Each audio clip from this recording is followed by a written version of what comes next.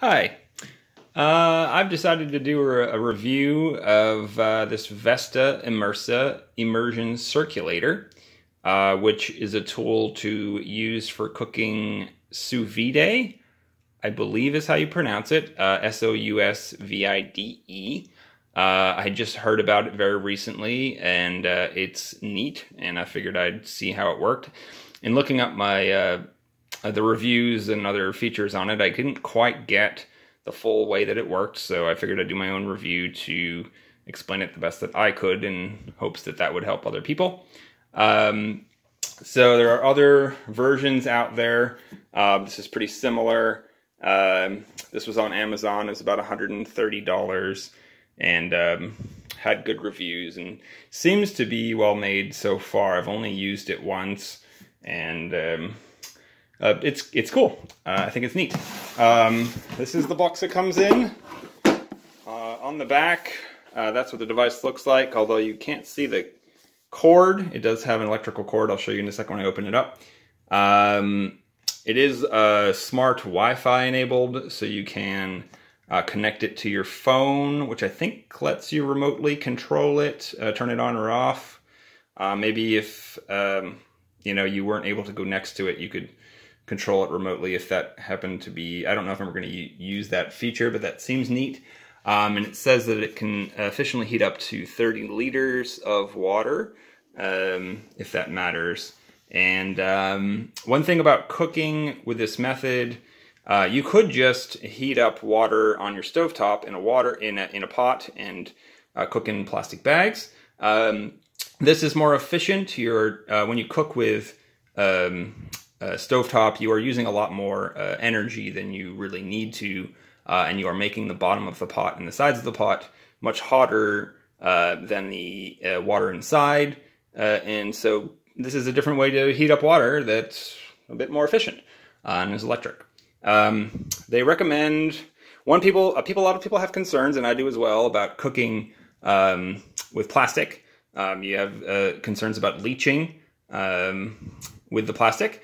You need to be aware of the chemical properties of the plastic that you are using.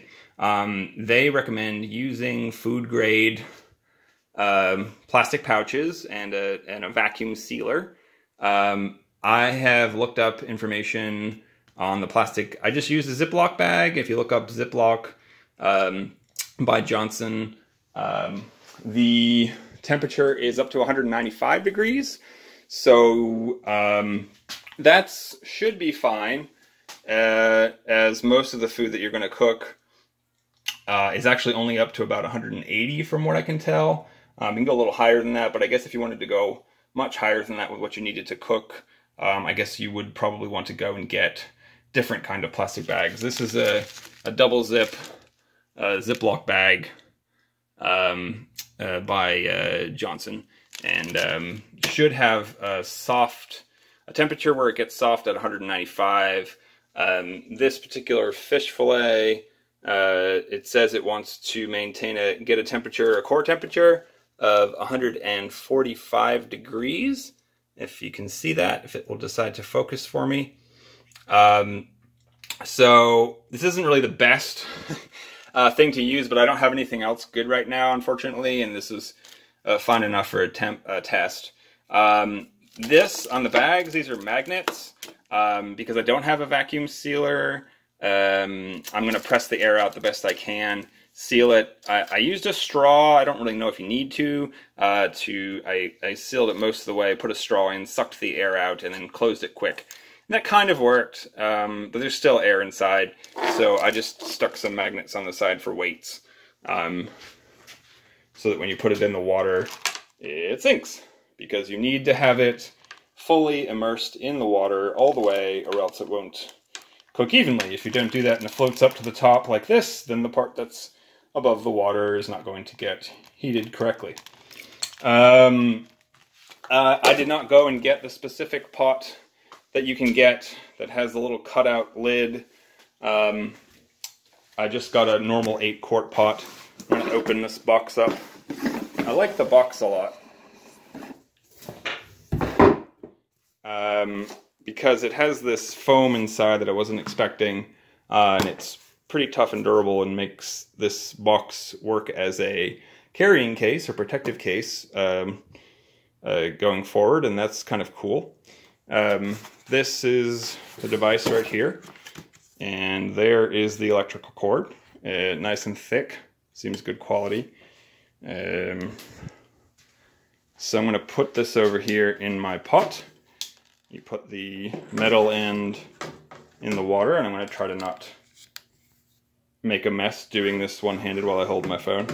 So it's got this spring clip that just helps hold it upright in the pot. And there's a min and max line of where you want to have the water. So you want to make sure it's over the min line and not over the max line. Keep in mind the buoyancy of adding stuff to the water will make the water level go up. So don't fill it to the max line and then add more things, as that would make it go too high. So this is a pretty cool device, because basically it's just a super efficient water heater pump. It just sucks water in at the bottom, brings it up inside the device, it heats up, and it spits the warmed up water back out, and that circulates to bring the temperature of the water to whatever you set. When you plug it in, it beeps, and then the screen goes dark. It is a touch screen, it's supposed to do that. So the first thing you do is just tap the Vesta, and then all you need to do is set the temp and set the time.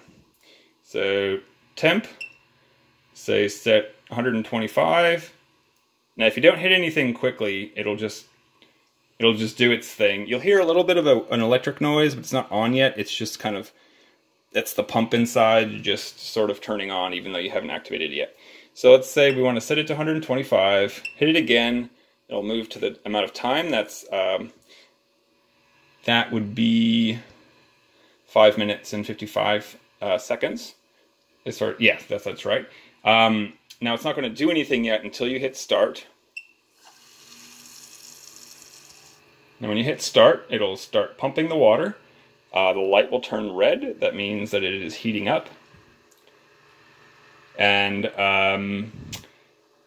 it starts heating up pretty quickly, but it actually took longer than I was expecting. A lot of the reviews talk about it being very fast, and I'm trying to change the focus there a bit. I had the experience of it taking about 15 minutes to warm up to about 145 degrees, which is what I cooked this fish at. I know I'm setting it to 125 now, but just I don't want it to take forever for the video. Which is, you know, it's not super fast. It's a reasonable amount of time to wait for water to heat, but it's you know, not ultra fast. So about 15 minutes to 145. I haven't tested any of the temperatures past that, but once it gets up to temp, it should beep 3 times, and the red light will turn to orange or yellow color, and that tells you it's at the temperature. And at that point, you want to add your food. And where did I put it? I put it right here. Now you can do the vacuum sealing thing with the food grade bags. Again, these are already food grade bags, and yes, heating them is a bit of a concern. But as I'm only cooking this at 145, and I think for fish of this thickness, it was about 20 to 25 minutes. So, for example, if you wanted to cook this fish, you'd have to wait 15 minutes for it to get to temp, and then 20 to 25 minutes for it to get the core temperature to 145. And then, you know, this is a breaded thing, so I have to cook it anyway, so it's kind of pointless. But if it was a steak or something, you'd also want to then take it out and sear it, because the outside will not be crispy, and having that outside texture, what you want, is probably another step. But it's cool, because it does let you accurately control your core temperature of your food, and so that's a big thing that people are raving about this as for the cooking method, is it does let you really control the core temp evenly throughout the whole food, and that is pretty cool. So it just beeped. and you probably can't tell, but it went from red to what looks orange, although in the instruction booklet it says yellow. So you want to now put your food into the water. It doesn't matter if you don't have to clip it to the side. You just put it in there. It'll float around. You don't need to worry about it touching the side of this. This is not hot. It's not burning me. The side of this pot is the same temperature of the water, which right now is 125. Yes, if it was 180, probably would be too hot to touch. You might hurt yourself. So once it's in there, it's not going to just start. Well, I mean, it's cooking, but if you want it to do the timer, you have to hit start again, and it will turn to green. And then it will do this pulsing green light thing. And then it will, oh no, you know what? Those aren't seconds, those are minutes. I'm sorry about that. So I guess that's set to 5 hours and 55 minutes, which is, of course, for this way too long. So I could hit temp, and again, down to timer, and then change this down to, I only want to do it for, I think it was supposed to be 20 minutes. Oop, too small. 20. And then you don't really have to hit anything, you just wait, and then it will set, do its beep, beep, beep, and then hit green again, and it'll go to green, and then boom. Now it's not keeping down, but if we waited for a whole minute, it would tick down. It seemed to work just fine. And then once it's got to the time, let's say it's good. If you hit start or stop again, it will turn it off, and if you hit Vesta again, it'll turn the whole thing off. And then you take this out, and I'm going to put the phone down for a second because I don't have a tripod or anything else to hold it. Okay, you take that meat out, and then you fry it in a pan or cook it in the thing until it's done. And that's pretty much it. If you use eggs, people can use eggs in here because this has its own shell already.